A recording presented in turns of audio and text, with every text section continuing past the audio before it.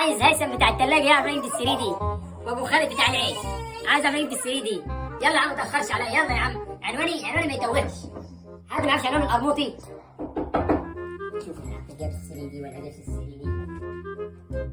زي القرموط. ايوه يا عم زي صح يا عم. الدنيا كلها جنب السري. انا عرفت الدنيا كلها. انا عايزك تصيف لي كده وريني. عايزك تعالى نكتب وهنظبط دلوقتي. ايه رايك؟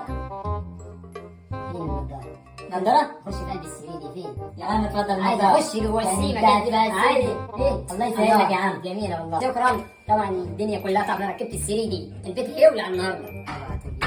مش عارف اللي جانا السعاده الحلوه اللي بتتفرج ولا مربوط. اهلا يا عم. انت جبت سرير. البيت هيولع النهارده. ده جامده يا عم. جامده. ربنا يستر. هو البيت هيولع النهارده. اعمل الشاي يا بيه. الله يبارك لك يا عم مرمود. حاجه عظمه قوي.